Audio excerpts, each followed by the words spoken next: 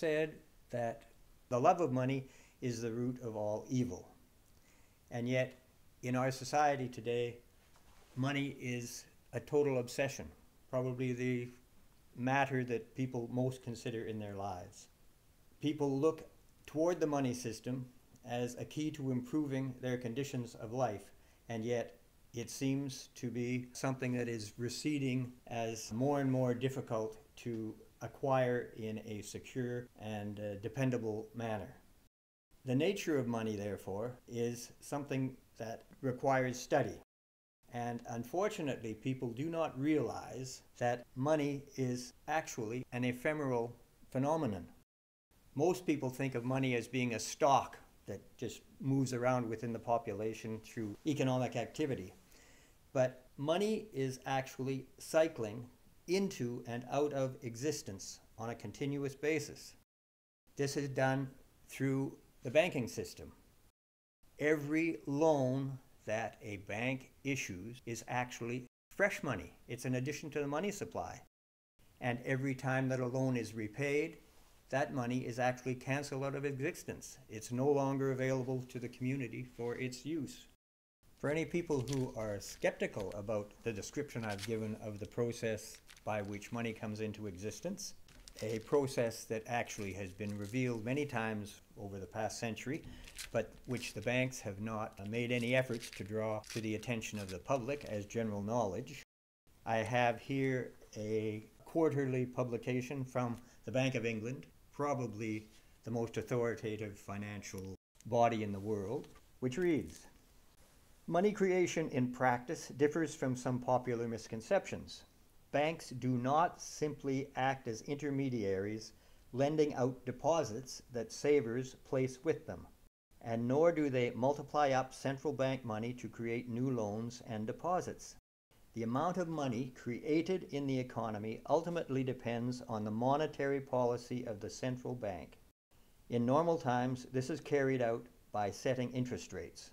The central bank can also affect the amount of money directly through purchasing assets or quantitative easing.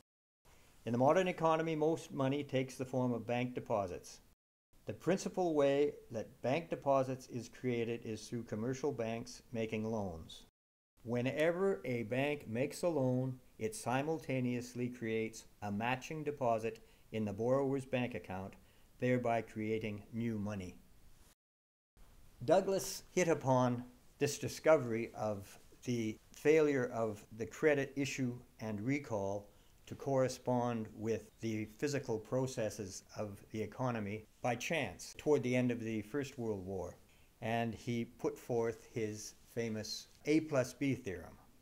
The A plus B theorem basically said that the amount of income issuing from any corporation in a given production cycle is inferior to the value of prices accumulating that the public will have to liquidate when the process of consumption takes place. The implication of this is that the public is receiving an insufficient amount of income at all times to buy what it is actually producing. This creates tremendous strains in the economy. It means that there's a surplus of goods that have to be got rid of. It has meant in the past that sometimes these goods were deliberately destroyed rather than being made available to the public. The best example of this is probably in the Great Depression, when oceans of milk were dumped into gutters on streets and mountains of fruit and vegetables were allowed to rot while people were going hungry. This shortage of income can be illustrated fairly simply if you consider this cycling of credit in and out of existence and the generation of prices. Take, for example, a company that is building a condominium complex. In the course of doing this, they're going to have workers completing the project. These workers are going to be receiving their wages, and a large portion of these wages is going to be used to pay off mortgages, car loans, things of that nature. And as soon as those payments are made, the bank cancels that money out of existence. This is cumulative in the prices that are going to be reclaimed for this project in the end, because eventually the value of that property is going to have to be reclaimed from the public. But the money that was issued in the process of creating it will no longer be in existence. As the mortgage for the property falls due, other sources of money to meet that obligation will have to be provided. But the same flaw exists at that stage as well. The income flowing from the new project will be prematurely cancelled and not available when the price has to be paid for that project as well. So the public is constantly falling behind at an accelerating rate in their ability to liquidate the costs building up in the economy. It's a fundamental flaw, and the only reason why it isn't addressed by the powers that be is that it creates a position of control by them over the population. The public is constantly on a treadmill trying to keep up with the accumulating costs, an impossible task under the rules of accountancy that we have in the economy now, and therefore they are bent to the will of the people who are controlling the creation of money. That money is continually being issued, cancelled, and renewed in the form of new loans assumes a special significance when one realizes that money transactions are linked in a definite way with economic activities involving the physical transformation of materials and their distribution. Buildings are raised, tools are fabricated, equipment wears out, consumer goods are bought, and all of these phenomena have precise monetary values associated with them. Financial credit, loans, has long been an essential feature of commercial transactions and for considerable time now for consumer purchases, homes, cars, boats, etc. This has been a feature of the economy now for centuries. And logically, it makes sense that money should remain in existence in sums large enough and for periods long enough to ensure that these economic operations, once started, can be completed. From a realistic perspective, so-called recessions and depressions are merely financial phenomena, not related to our physical situation at all, and these economic downturns should be unimaginable as long as people have economic needs and producers have the physical resources and will to meet the needs. Nowadays, financial credit is being sucked back to its source and cancelled before it has brought to completion the operations that its issue has initiated. This is a grave problem and an inherent dilemma within our current financial and economic system. Why would governments urge people to amass savings against a future rainy day when rainy days are practically always the result of restrictive financial policies and therefore completely artificial? It only makes sense that the recall of bank loans should be governed by the economic processes for which the loans have been made. A system designed to maximize economic benefits for all components of a dynamic relationship must be financial transactions to their economic counterparts. And if the rules for furnishing credit do not take this properly into account, the connection between money issue and recall and the production and consumption of goods is put on a false basis. Economic strain entailing harmful social manifestations must follow. In the dance relating money to real processes, it only makes sense that the latter, the real processes, should be taking the lead. Unfortunately, the banks have arranged things in such a fashion that the lead is being provided by money. Unfortunately, chartered banks do not even attempt to ensure that the relationship between their loaning, that is their money-creating activities, and production and consumption is a true relationship.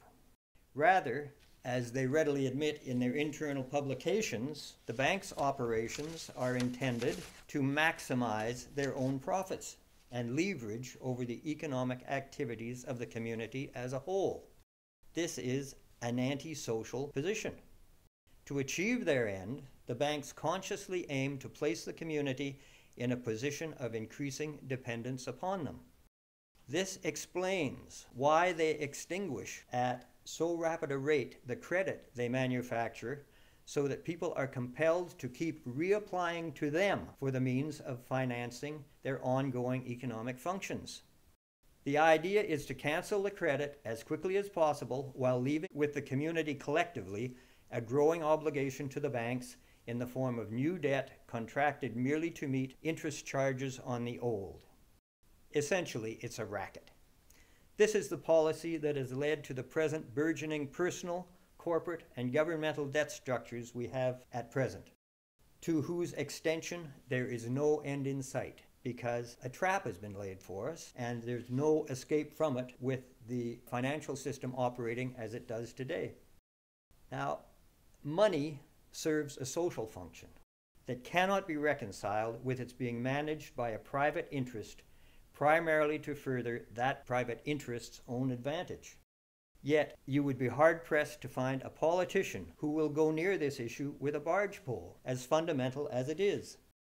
Occasionally you might find an opposition party that is protesting high levels of bank profits, but never will they go into the area of the lack of synchronization of real economic processes with the cycle of credit issue and recall.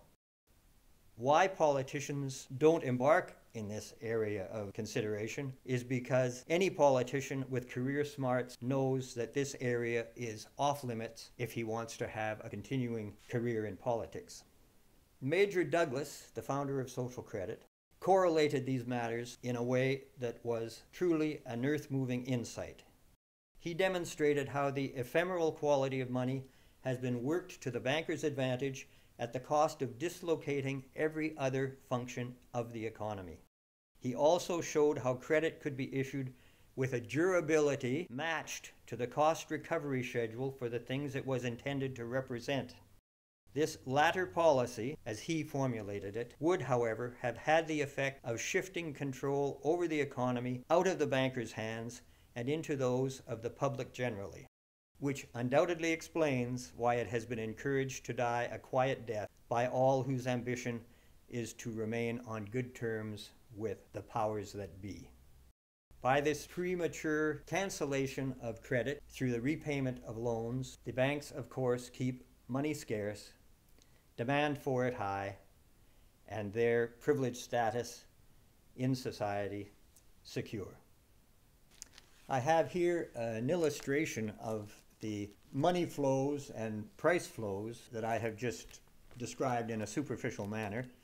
This was a diagram produced by an American academic who became one of the foremost promoters of social credit in the United States back in the 1930s and 40s. His name was Gorham Munson, and he was a prominent academic. At the university where he taught, there is a library of his contributions to the academic world.